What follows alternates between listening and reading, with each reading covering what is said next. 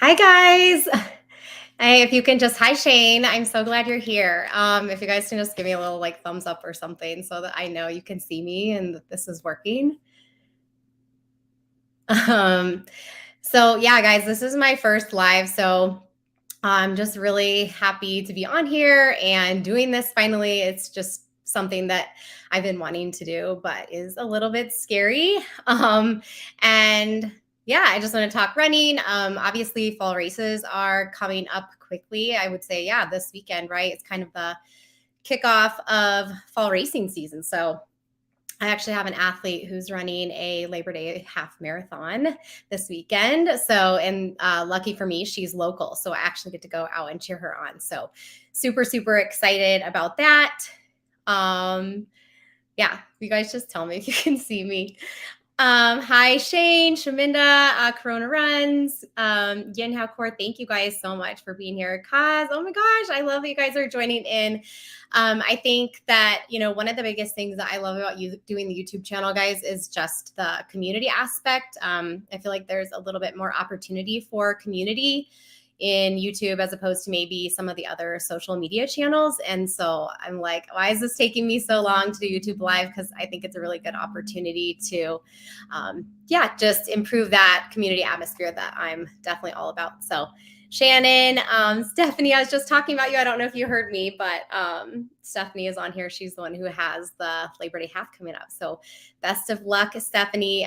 You've worked so incredibly hard. I know you're going to rock it. Sandy is here. She's one of my athletes as well. Trevor, I worked with him too. Alan from Ireland. Oh my gosh. Sal, so many of you are here. Thank you so much for being here, guys. And just supporting this and everything. So one thing that's funny that I've heard before is like, how people will get on a live or something and they're like, okay, well, we're just going to wait for people to join us. We're going to wait for more people. And it's like, they're always like, don't do that. Just start talking because your audience who is here is ready to roll. So let's go ahead and do that. So I know most of you probably know quite a bit about me already. I guess it just kind of depends on how many videos you've watched. In more recent videos, I've really cut out any sort of intro. I usually just get right to it. So I'll give, a little introduction to myself. Hopefully it won't take too long, especially for those who already know a lot about me. But so I'm Jane. I live in a suburb of Denver, Colorado. I've been running since basically graduating from college, a little bit before, got into it with my dad and ran my first marathon in my 20s. Ran another one a couple years after that. Did not know what I was doing, did not train appropriately. They did not go well and took a really long time off from the marathon. Was running that entire time off and on, still racing, doing a lot more like 5Ks and 10Ks. Became a mom and really just spent 10 years, more focusing on kind of growing a family and everything. Again, still doing those shorter races.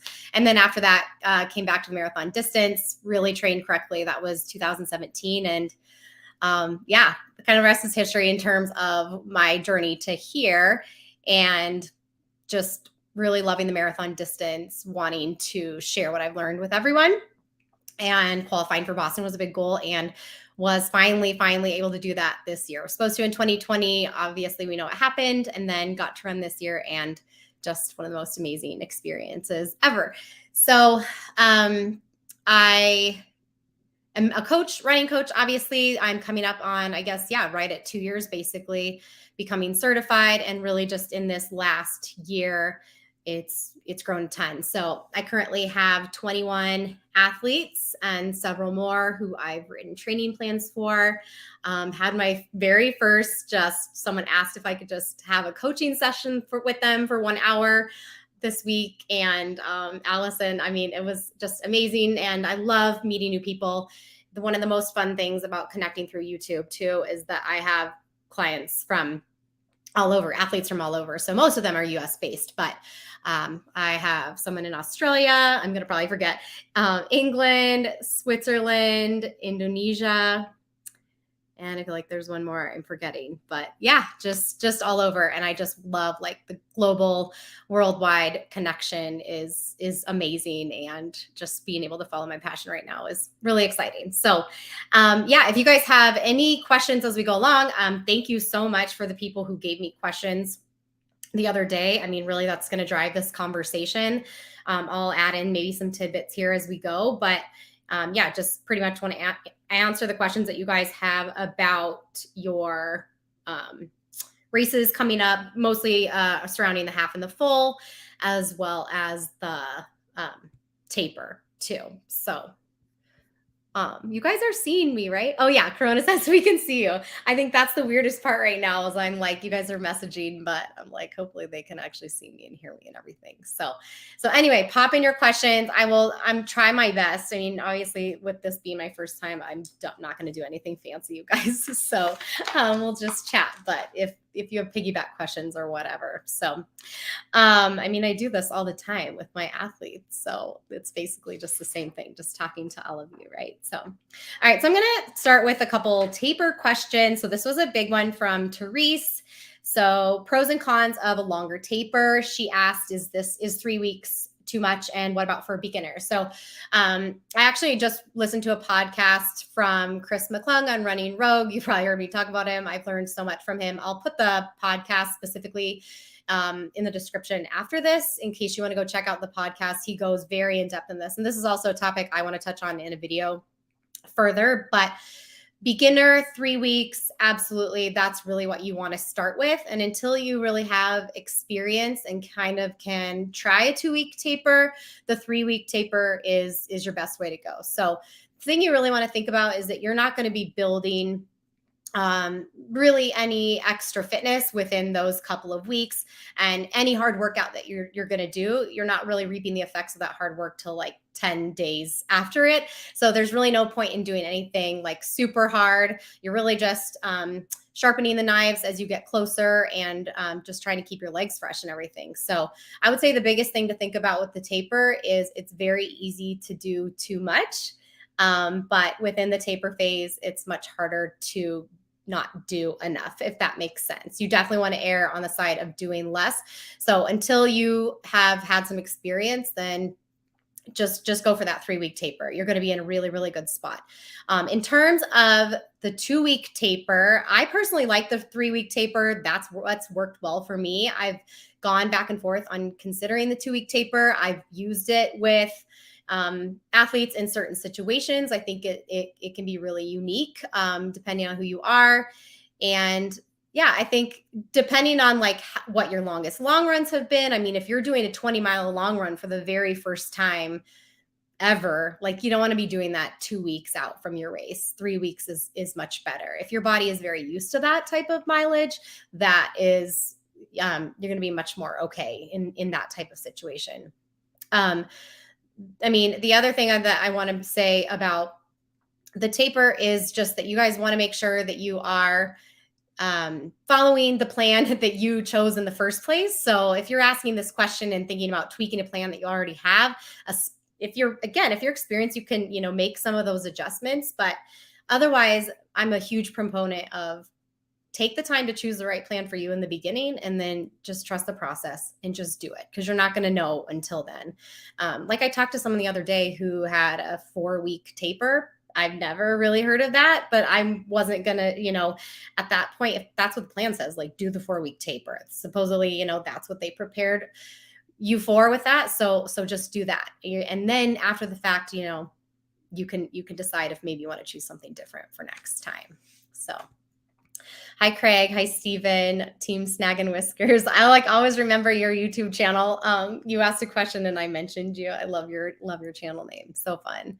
Hi, Sarah. Sarah Kirkpatrick's here. I have your question too coming up, Sarah.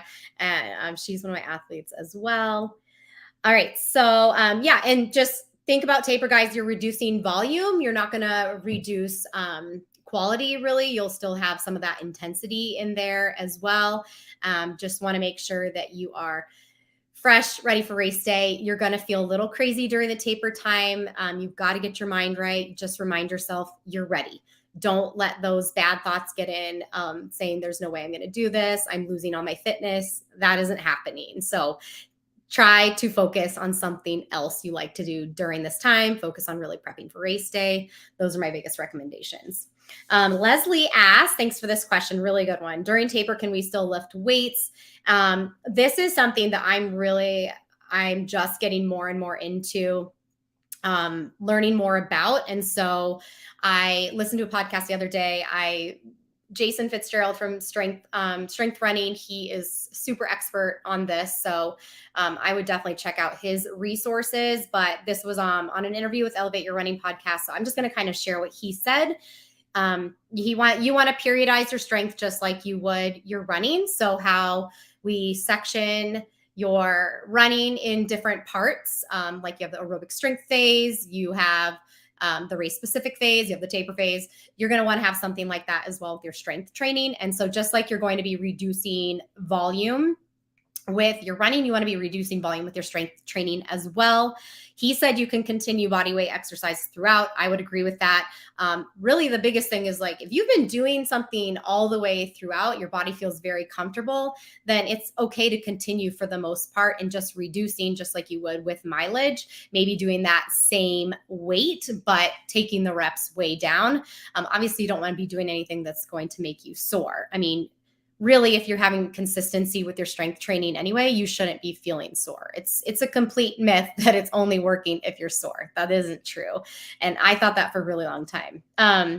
So he said, just be consistent, and then think of it as the standpoint of whatever strength training you're doing is making your running better. So during that taper as well, if you feel like it's too much, it's probably too much. And again, it's better to err on the side of less than more. If you need to take off most of the week or whatever from your strength training, you're going to be able to get back to it and be just fine with that. So, Maxie Shadow, hi from Australia. I have an athlete in Australia.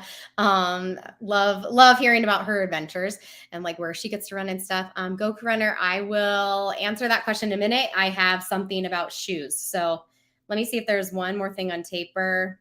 If you guys have last minute questions on taper, but yeah, we can kind of move on because I've got that shoe question here too. So how necessary is it to run in a marathon speed shoe, such as the ones with a carbon plate? I think he's here. And yep, he's here. Awesome. Thanks for the question. So this is something I hear so often is, oh, well, I'm a slow runner, so I don't need, or I'm not like deserving or whatever of those carbon fiber plated shoes, which one, I don't like to hear anyone ever refer to themselves as slow. You've got to, reframe your thinking there.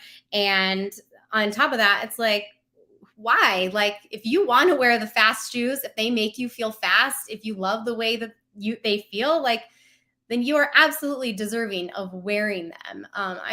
We got to get rid of like all of these things about, I'm not a real runner because, or blah, blah, blah, or I don't look like a runner, right? If you run, you're a runner, and, you guys are all looking to improve and get better and learn.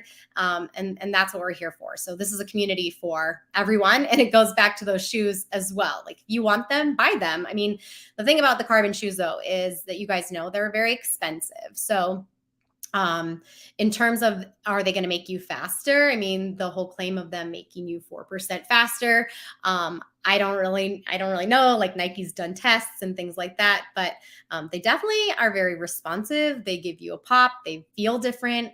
Over and over, people say when you put them on and start running, it's impossible to run slow. You just naturally want to run fast.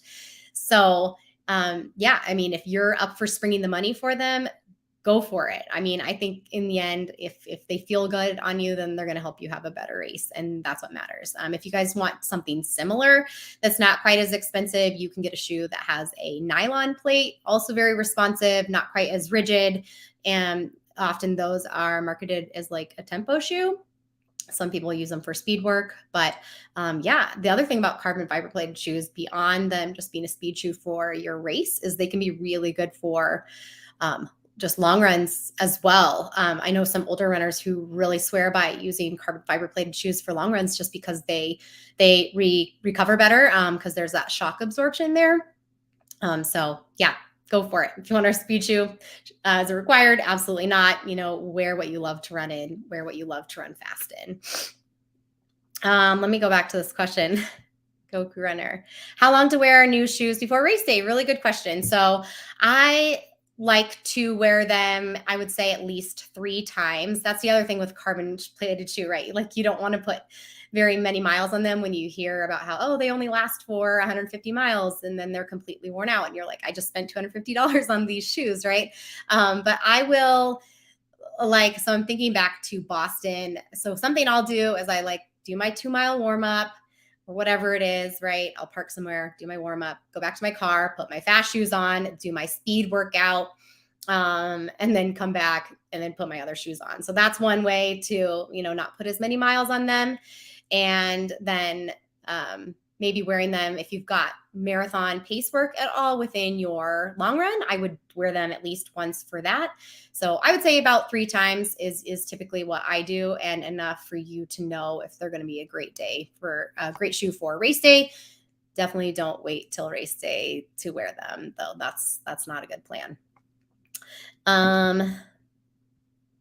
Taper tantrum, Walter. Yes, taper tantrum. That's a great way to put it. And that's something, going back the 2-week to 3-week taper.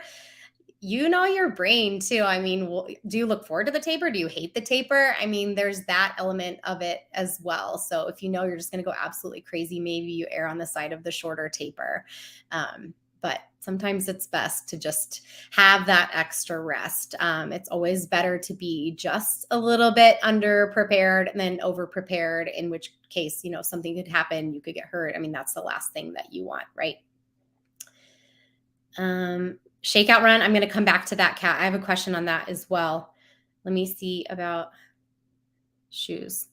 Oh, someone said shoes at least twice before race day. Yeah, I think at least 2 to 3 times. You've got to know how well they're going to work for you, if they're going to work for you.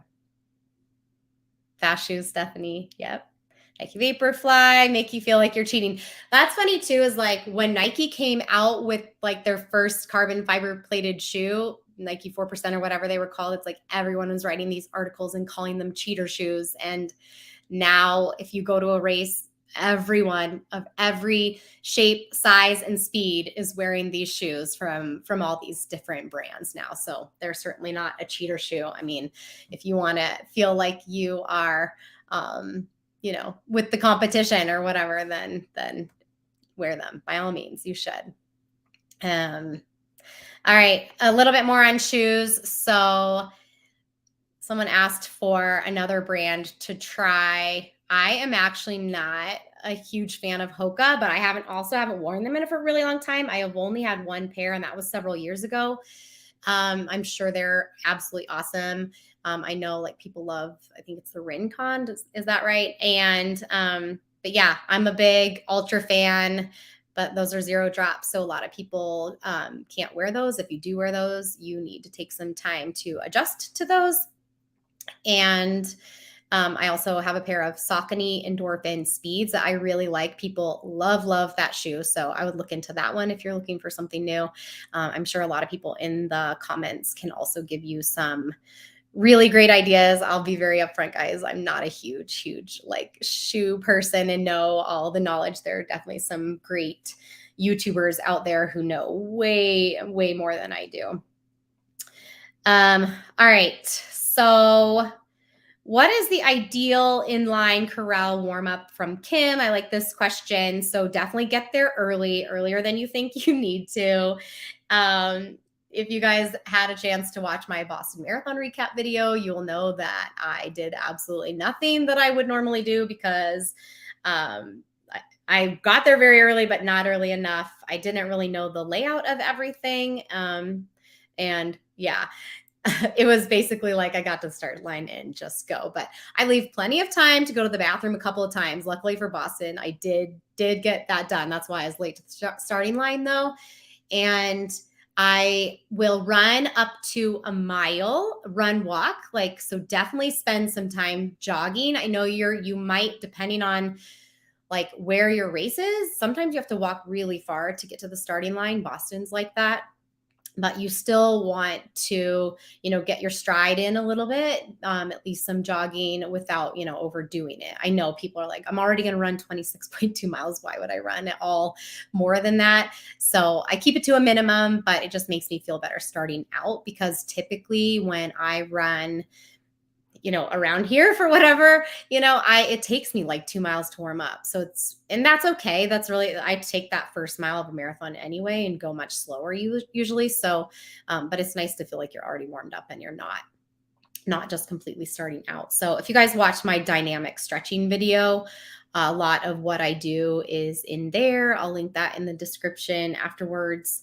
And I will do things that are very specific to me and what PT exercises I've had in the past for hips, things that I just am very consistent on and doing at home. Just stretching out my hips, getting to really deep squat. So I would just do what feels good as well. Do things you've consistently been doing as far as stretching. I'm usually the one kind of jumping up around, hopping up and down in line. If you have friends, talk to them. Yeah, definitely jitters and nerves at that point, right? So that's what I would recommend.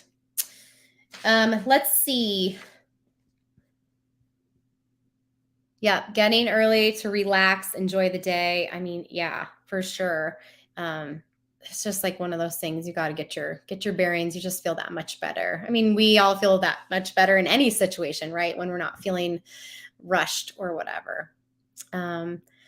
Amanda said, you always have such great tips. Thank you. Thank you, Amanda. I appreciate that so much. I appreciate all of you guys being here today and supporting the channel. It's just, yeah, I kind of can't believe where it is right now. And actually, I'll just go ahead. That's a good segue into the announcement that I wanted to make. And maybe some people were thinking I was going to announce what race I'm running. I'm hoping to do another live in a couple of weeks, so I'm going to do that.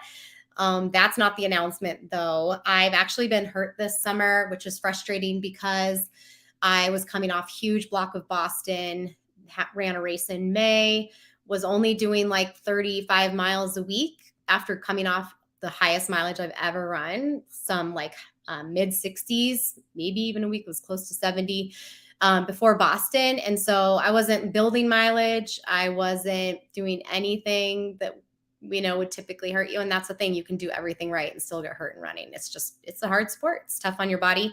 I was doing a lot of 5K work because I was training for a 5K, and on my 4th of July 5K, I really hurt my heel to the point that I couldn't walk. So took a little bit of time off. So I've had some maybe plantar fasciitis. I got an x-ray, blah, blah, blah. I won't bore you guys with the details, but I've been running quite a bit again lately. It's certainly not getting worse. So just trying to manage that. And actually this week is the best it's ever felt. And I've had a couple weeks of over 30 miles. So that's been really huge for me getting to that point.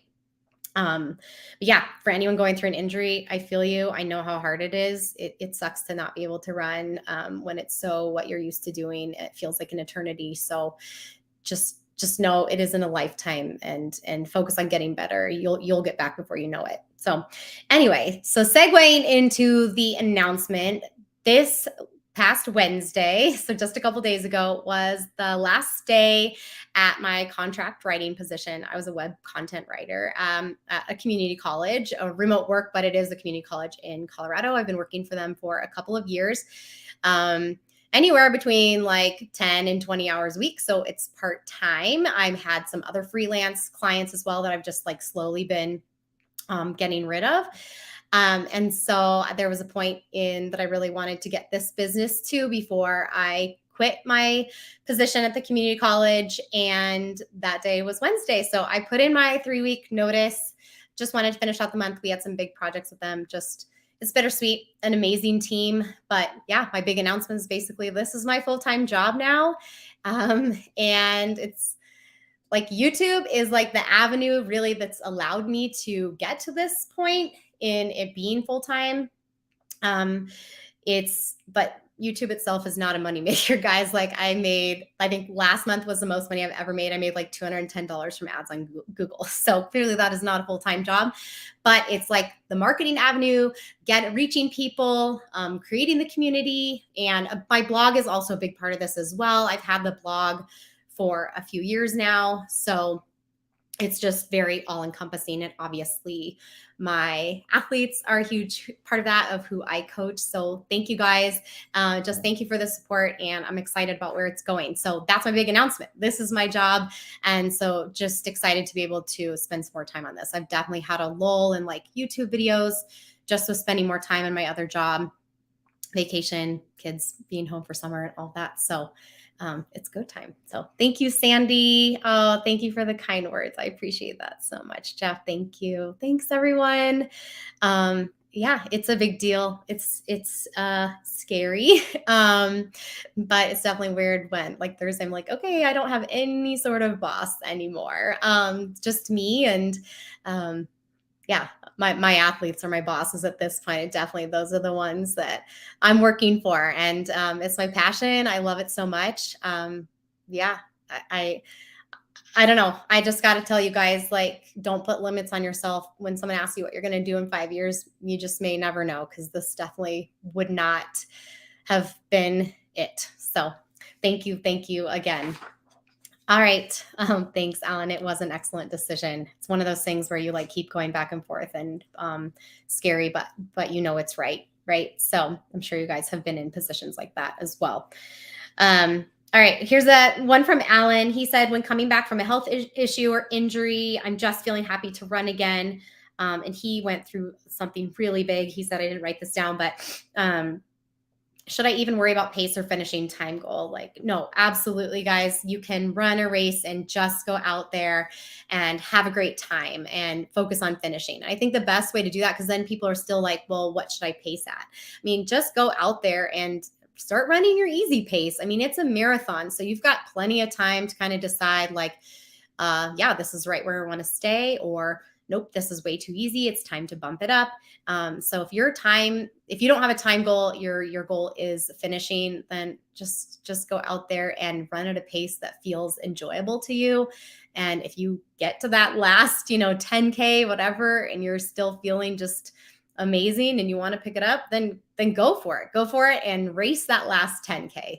And also I would say that, this is true for a lot of first-time marathoners as well. You don't know what the marathon's going to be like until you've run it. People can tell you, you're not going to know till you're there. And so that's why, you'll hear so many coaches just say, focus on just finishing first, and then you have time to do those time goals. I will say I have a couple athletes running the first marathon where we are focusing on time goal, and some people that's just, really what they want to shoot for, and that's fine too.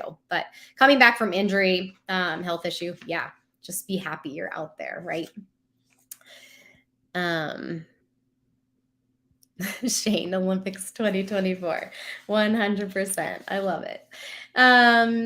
So one other one that someone asked about, what training and like long run and the taper and that type of thing.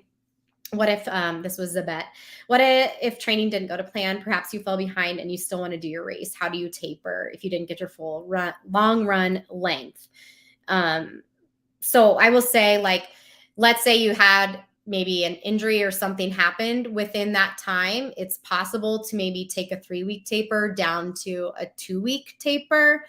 Really think through that, though, if that's the best idea. It kind of depends on a lot of factors that have been going on in your training. So I would say this is a really, really pretty tough question. But I would say that's why it's better to do a little bit longer training plan. Do a training plan where you're doing multiple long runs, like above 16 miles. You don't always necessarily have to get to 20 or 19 or whatever, but if you're doing multiple long runs between 16, 17, 18, like, you're going to be in a really good spot to still run a marathon. So don't think that you can't still run a good race if you haven't done a 20 miler or something like that, or didn't quite get to your longest long run that you were supposed to do. Remember, guys, it's all of the training cumulatively, not just one long run. It doesn't come down to that. And so just remind yourself of that. Just do the best training that you can do all the way throughout. And, ultimately, if you're getting in 90 to 95% of what you're supposed to do, you're going to have an awesome race. And even if you don't get quite there, you can still go out and obviously do the race, do the half, do the marathon to the best of your ability. Maybe you just need to adjust your goals at that point, right? I've definitely worked with runners and been through that as well. Am I taking new athletes? Yes, that's actually a good question. So I have a link. If you go to my homepage on the YouTube channel, it'll say like new coaching athletes, taking new coaching athletes or something like that. You guys can click on that link and fill out a little form, but I'll also put a link in the description after this is over. I'm taking probably about 4 to 5 more at this point. And then I really want to make sure that I'm spending or have enough time for other parts of the business that are really important as well. So, maybe I said this, but yeah, 21. So I would say about that 25 mark. But yeah, definitely reach out. I mean, things are always flexing as well. If I have to start a wait list or whatever, then we'll do that too.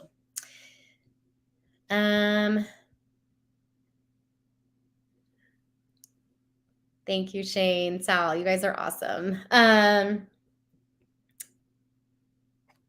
Ooh, someone just asked about magnesium supplements for muscle recovery. I'm definitely not a good person to ask right now. Something I want to research more, but about supplements. I do know like magnesium is in like the rest recovery noon that I take to sleep at night. And maybe I'm wrong, but I think that helps with sleep and stuff. So maybe it helps with recovery too, but not a good person to probably answer that question with a really, really good answer there. I'm going to come back to recovery runs. Remind me if I forget. I want to get back a little bit to these race day questions, but so, okay, this is a big one. You guys, I spent way too much time on this last night. Is actually super interesting, but it's about heart rate.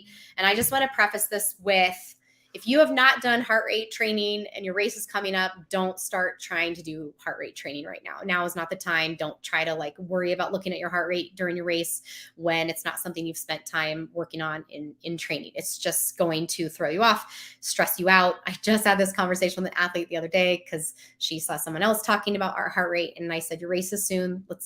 If we keep working together after this, we will spend time on heart rate. So but clearly this is someone, this question's from Jordan. Clearly he is using heart rate. He said, on race day, what should my heart rate zones look like? Is it okay to be in threshold heart rate for a long period of time? Any advice or data from previous races? So this is what I was doing, looking up this data, and it was super interesting. So if you guys have run half and full marathons before and you're into heart rate training, go back and look at this and just kind of see how it's split out. So I'm going to give you guys my like big motto that I give everybody, my mentality, be smart, be smooth, be brave. So I think of this more usually with marathons, but it's great for half marathons too. And actually any race you can really split up into thirds. So be smart the first third of the race. Like basically, especially in a marathon, you have so much time. So don't do anything dumb. Don't bank time. Don't think that you're going to have to run fast because you know you're going to run slow later. That's the exact opposite of what you want to be thinking. So be smart.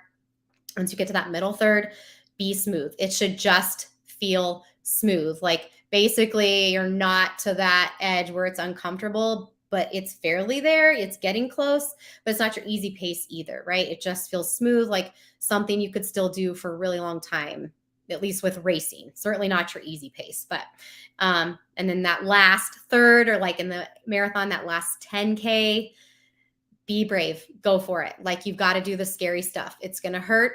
You're going to be in the pain cave. Like it doesn't feel good. And so those are times you just have to be courageous, be brave, overcome that fear. I like to keep telling myself, is this the best I can do? Is this the best I can do? Like if the answer is no, it's time to bump it up because you're getting into those late miles, right? Is this the best I can do? I'll be I want to go faster, but this is the best I can do. I know this is the best I can do. So just having those conversations with yourself. So What's interesting is this is really reflected in my heart rate for these races, just this kind of mentality that I have. But here's the kicker is I'm having, and I've had this conversation with my athletes, it's really hard to like zero in my max heart rate. I've had spikes of 200. I know it's at least like 186 because I've seen that consistently in races. For my age, I'm 42. It's supposed to be like 178. And I know that isn't correct. So I don't know if it could really be 200. So I don't want to talk too much about those specifically because I don't know how correct that is. But I'll just more come from the standpoint of like, if I know I'm really running a recovery run appropriately, 130 feels just right for me. So I want to keep it like 135, right around there. That feels very easy to me. If I start creeping up in the 140s, if I'm in low 140s, that still feels pretty easy for me. As I creep up to higher 140s, low 150s, if it's an easy run, that's when I start being like, okay, I gotta scale it back. I should not be up in 150 at all in an easy run. So for CIM, if you guys want to go back and watch my recap on this, that'll be maybe a little bit more clear on how I kind of approach the race and just the race course in general. But California International Marathons, this is in Sacramento in December. I have a couple athletes running this actually. So so that Be Smart, I maintained 150s through mile 13. So except minus the first mile. First mile is like 130s or something. So you're naturally going to have a pretty low heart rate, like in the first mile. If it's high, that's a big warning sign. 150s, and then so mile 14 through 20, I was in the 160s, like just really consistently 160s throughout.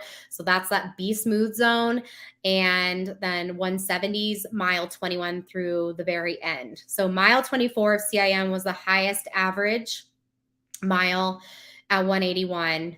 And I would just say like that last 10K, so it was a little bit slower than my half marathon pace. I was like, this was a time I'm like, oh my gosh, I cannot believe I'm running this fast in a marathon. I was running like around 750, between 745, 755. I was just in the sevens, like for that last 10K. So a little slower than half marathon pace, but it felt like tempo pace. It was definitely that like borderline. This is pushing into like that anaerobic phase, but not getting there too soon. I mean, that's where you have to be really careful. The thing about the marathon too is it's really hard to like get to your max heart rate in the marathon because your legs are so uncomfortable. So it's going to be very different than like what you would see in a 5K or something like that. So hopefully that's helpful. I won't go over Boston too much, but when I looked at Boston, it was very clear because I was in 160s by mile 6. It was very clear that I probably was going too hard on that too soon. And I had been really sick a few days before. So who knows, that might have contributed. So hopefully that's helpful, Jordan. It's so hard because everybody's age and heart rate, max heart rate is going to be different. But yeah, I would look into those zones. And I actually have a link about finding your heart rate zones and everything to an article that one of my athletes who writes for me, Jacqueline, wrote, and great article. So I can link that in the description too. I think that'll be helpful also. Bye, Shane. Have a safe flight. What'd you say? Glad you didn't get mauled by a bear. Oh, that was Sal. Yep, when you were in Yellowstone. Oh my gosh, you guys, this is the hardest part, is like being like moderating your comments and stuff. Maybe someday I'll have like a VA who can moderate comments and stuff for me.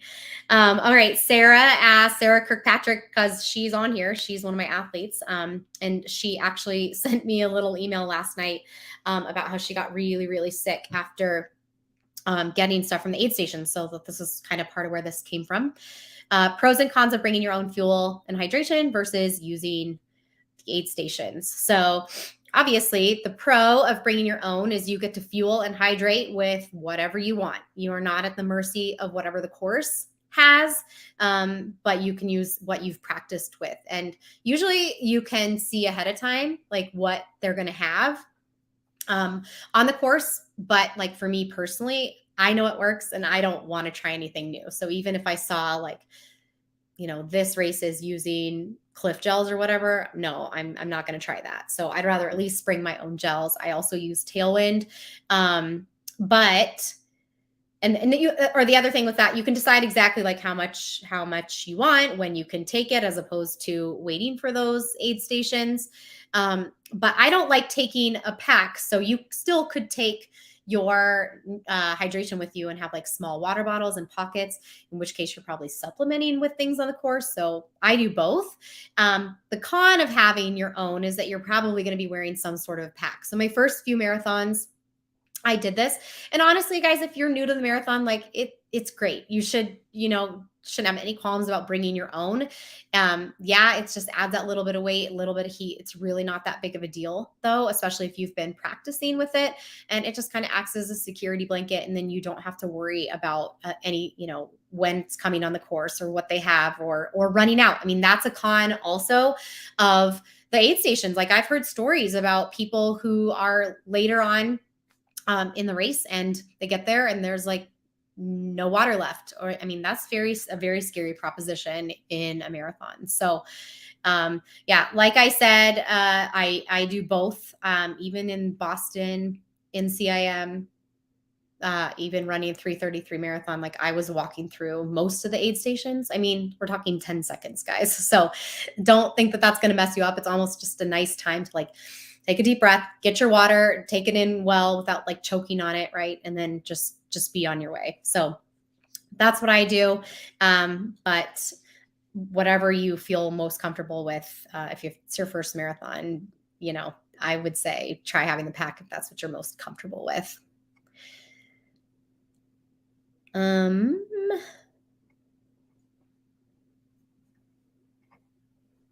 reading these for a minute.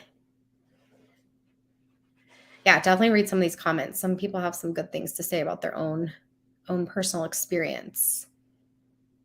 Like Shane, heart rate. My heart rate is always higher during the marathon versus training straight to 160.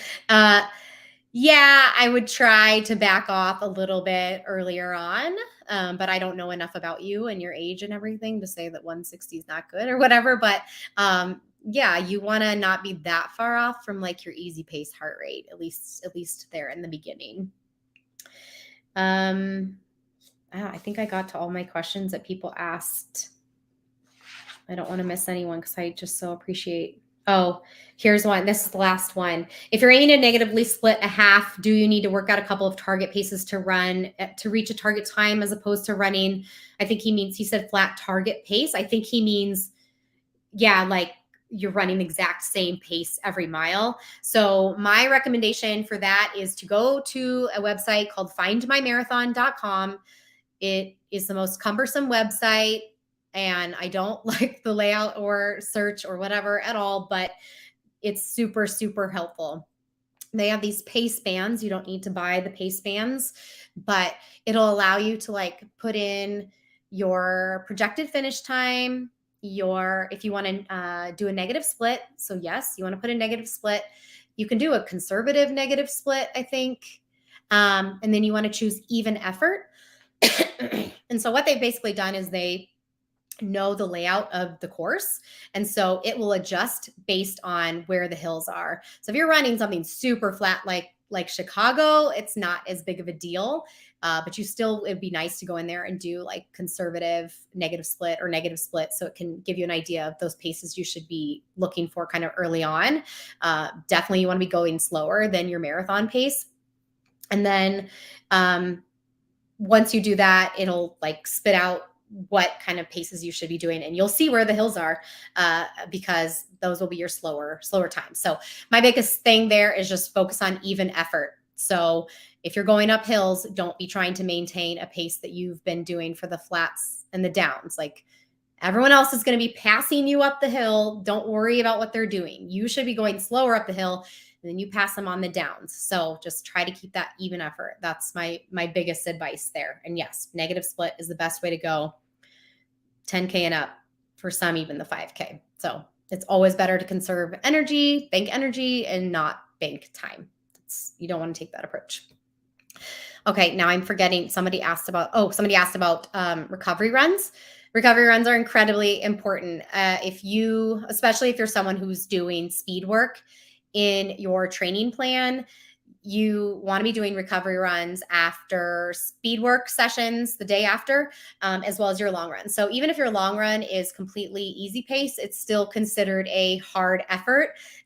It's going to leave your body feeling very fatigued, and you need extra recovery because of all of that extra time on your feet, all that extra mileage. So I usually say recovery runs within 24 hours, but don't take that like specifically to heart. Like if you can't get it done within 24 hours in the morning, you have to do it the next evening. That's totally fine. And there are certain circumstances where you might do it after a day of rest, just depending on the person. But ideally, it's going to be the next day after that hard effort. And the biggest thing you want to remember is you should never be doing hard efforts back to back. Like that's one of the biggest ways people end up injuring themselves, is like doing a speed work session on a Friday, resting on Saturday, and then doing their long run on Sunday. Don't do that.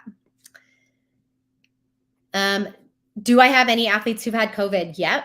And how do you, here, I think I can, oh yes, I learned how to do this. Okay.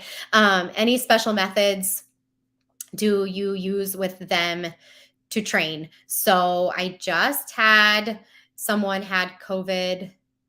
It's been about maybe 3 to 4 weeks at this point, and she actually bounced back really, really quickly. So that's the really tough part about COVID, right, guys, is like some people will be down and out for just a couple of days. They bounce back super fast. They don't feel like they have any lingering side effects or anything. And then other people will have like long COVID and all of these symptoms, right? So for me personally, I've never actually tested positive for COVID after doing lots of different tests and it being in my house. I don't know if I've actually had it and just didn't know it or what.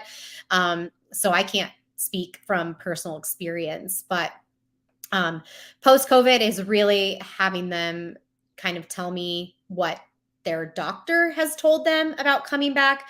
That's really important to me, is that I have an idea of what their doctors shared with them and how to approach coming back. Because, that's something you got to be careful of, just not coming back too quickly. So it's definitely a situation where, same with like an injury, you got to be careful about coming back with the mileage, depending on how long you were gone. And you want to start out with easy miles, shorter runs, just see how it goes. And then you can build back up from there. Here's a good question. So would you say that age is more of a myth than fact when it comes to affecting how proficient a runner we are? So yes and no. It depends on what age we're talking about. I think people like get in their heads like, 40s, like we're old when we're in our 40s or something, or even 50s, right? And depending on when you started running, like your running age, people will call it, you can keep continuing to see great progress up into your 40s, 50s. After that, honestly, I don't know. Probably need to do a little bit more research there. But yeah, you definitely are not the same person you were when you were younger. However, like if I was doing all the right amount of training, like in my 20s that I did not know about until way later, I would have been a much, much faster runner sooner. Back then, I didn't understand you were supposed to run 80% of your runs at an easy pace. So it comes down to a lot of, are you training appropriately, right?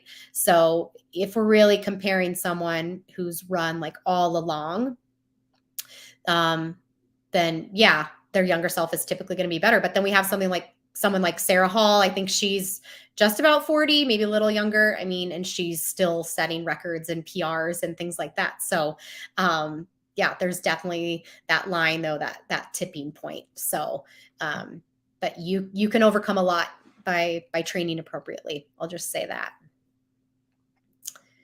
Hi, Joanne. So good to see you. I checked in on your training recently. So she's doing a training plan for me. Do I have a race day playlist planned out? Do you wing it? So this is a funny story. What's this, Boston or CIM? I like made a playlist. I like specifically put it in order. I'll do like slower songs kind of in the beginning, and then like make faster songs go towards the end. And it just forces me to like slow down in the beginning, right? And then I'll put like really motivating ones towards the end as well, like when I know that I'm gonna really need that. And instead of like pressing on the playlist for it to play in order, I pressed shuffle, and I was like, oh my gosh. So just one of those funny things about being prepared. Like, and then I didn't even change that at that point, but I was skipping a lot of songs because I'm like listening to these really fast songs early on, which was not what I wanted. So yeah, I mean, I don't know if I like the kind of music you like, Joanne, but I mean, you can email me if you want. I can share my Spotify playlist with you. But I just listen, guys, to like a lot of just top 40 pop, 90s, you know, because I'm like a 90s kid, really into country. So yeah. Yeah, I can talk about strength training, Shannon. Yeah. So guys, I think I got through all the questions. I hope. Sorry if I missed anyone who asked a question earlier, but yeah, if you guys have any questions, I'll just take them at this point in time. I'm sure I missed some up above too. So best days to strength train. And actually, yeah, 2 times a week is a really just good place to be for consistency. You know, if you can do even 3 times, depending on your schedule, that can be a good spot. But yeah, at least 2 is ideal. It's hard to squeeze them in on hard days. So I know, so you'll hear me say, you've probably heard this too, Shan, like hard days hard, easy days easy. So yes, it is ideal to do your hard effort session of running first and then do strength. So whatever you're like prioritizing for what you're training for at the time, that's what you want to do first. So I just talked to someone the other day who she is a CrossFitter, and she's going to be moving into like a season where that's what she's focusing on, but she still wants to keep consistent with her running. Well, her main job is her strength first, running comes second. So with your running comes first, strength comes second, right? So you don't want to affect that. So I would say if you have a day where you're doing easy plus strides, you could do that. You could do it on perhaps a rest day, kind of depends on how many days a week you are running. You just want to be really careful of like you run a really hard effort session and then the next day you're doing a strength workout, you know. The way that I've kind of done it with people is if you can at least like leg day, have that be on your hard day.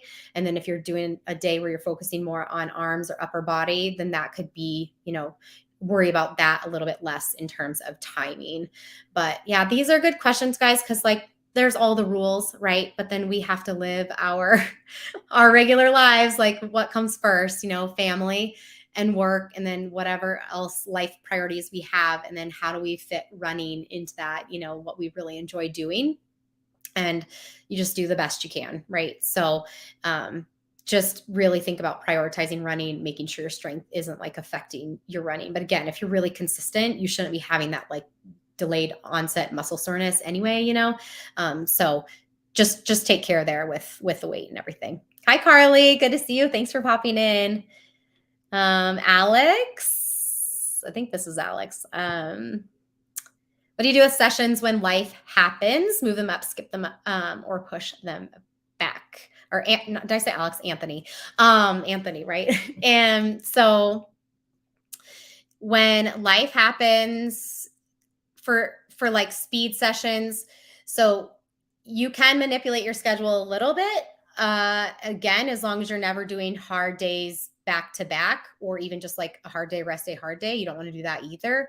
So if you maybe have a hard session day and then you have another day that's like easy plus strides, you could perhaps end up doing it on that day.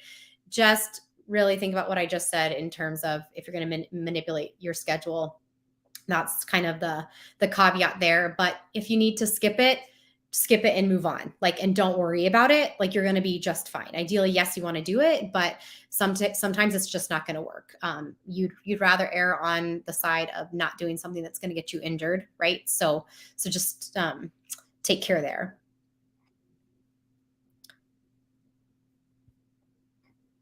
I'm going to read some of these comments. I probably missed some questions. Oh, Teresa, can you talk about running groups? Yes. Are they usually easy paced runs or various types of runs in the group? Okay. So I was in a running group that pretty consistently going that somebody else started in 2020. And I will just say, like, one of the best things that came out of 2020. I met the most amazing women. It was just a women's running group, and a couple of them I run consistently with still week after week. Um, they're just, I would say they're very different. I think we tried very hard to keep ours as inclusive as possible. It gets tough when people are training for things. I mean, you'll have a very wide range of runners, and we would really encourage, every level to try to come out, because the more levels you have, the more easy it is, right, for everyone to kind of get into their kind of right group. We had a lot of situations where, because just to make sure that no one felt left out or was by themselves or anything, that was the last thing we wanted. They would maybe start with someone and then someone else would run back. But then people would also feel bad about that. Like, I don't want you to just hang out with me. So I would say you want to just try some out, and just go in with an open mind.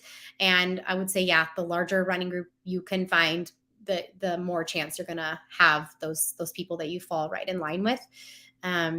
Ours, we just honestly didn't get the amount of people out that would be best for that. So, but they can be so amazing also. So I would really encourage you to just, check out what's in your area. Definitely bigger cities have lots more options.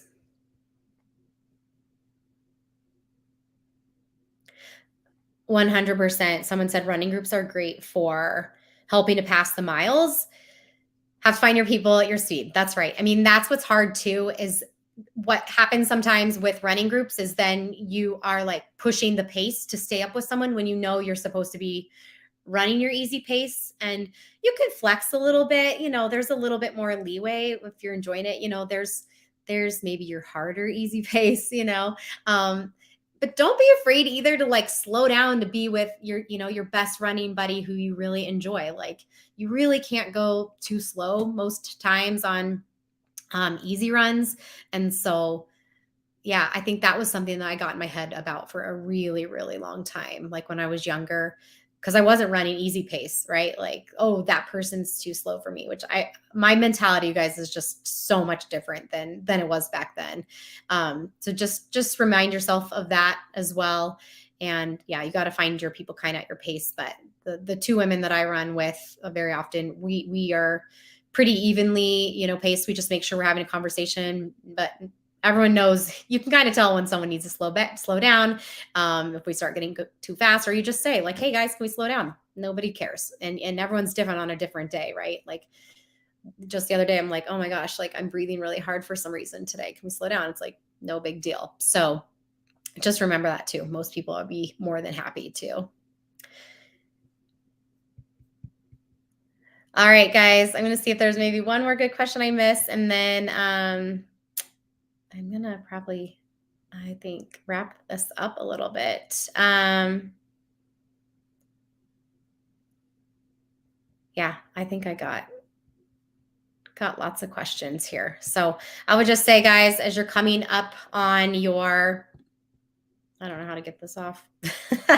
As you guys are coming up on your races this fall, just think about continuing on with your plan, doing the best that you can do, going out there, executing the race plan as you know that is best for you, or as best practice, I should say.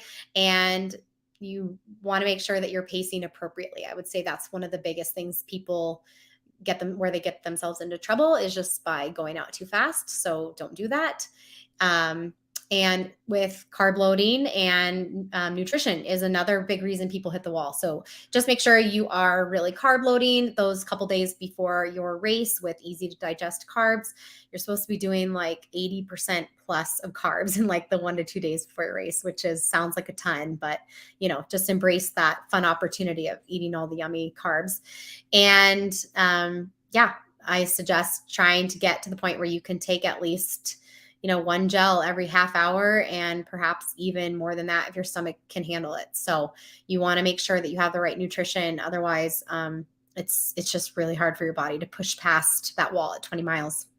So, all right, you guys, I so appreciate you all joining me today. This has been super, super fun. I'm so happy that I finally ripped off the Band-Aid and did this. If you guys have further questions, please put them in the comments. I really try hard to answer everything as best I can, or at least give you resources if I feel like it's something I don't have expertise in. If you guys are interested in coaching, visit my homepage. The link is there. You can also go to readysetmarathon.com. That's my website, and the coaching tab is at the top. So some other options available as well.